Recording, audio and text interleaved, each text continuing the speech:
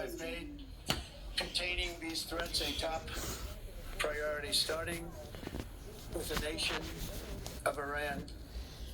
My position is very simple. The world's #1 sponsor of terror can never be allowed to possess the most dangerous weapon. That's why shortly after taking office, I sent the so-called Supreme Leader a letter making a generous offer. I extended a pledge of full cooperation in exchange for a suspension of Iran's nuclear program. The regime's answer was to continue their constant threats to their neighbors and U.S. interests throughout the region, and some great countries that are right nearby. Today, many of Iran's former military commanders, in fact, I can say almost all of them, are no longer with us. They're dead. And 3 months ago, in Operation Midnight Hammer, 7 American B-2 bombers dropped the 14 30,000-pound each bombs on Iran's key nuclear facilities, totally obliterating everything. No other country on earth could have done what we did. No other country has the equipment to do what we did. We have the greatest weapons on earth. We hate to use them. But we did something that for 22 years people wanted to do.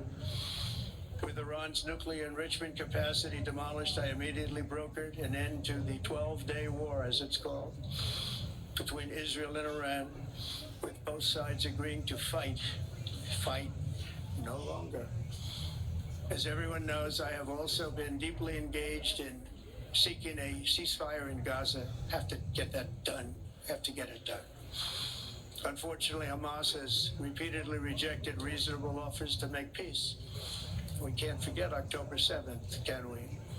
Now, as if to encourage continued conflict, some of this body is seeking to unilaterally recognize a Palestinian state.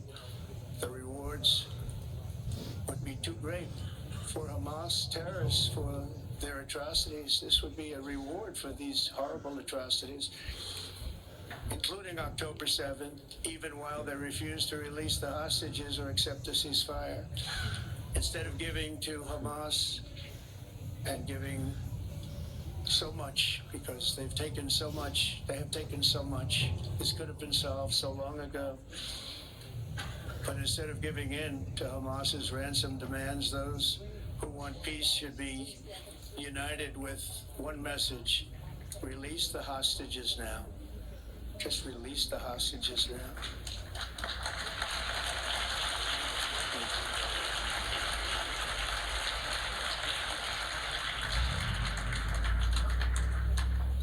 Thank you. As we have got to come together, and we will come together, got to get it done. We have to stop the war in Gaza immediately. We have to stop it. We have to get it done. We have to negotiate. Immediately have to negotiate peace.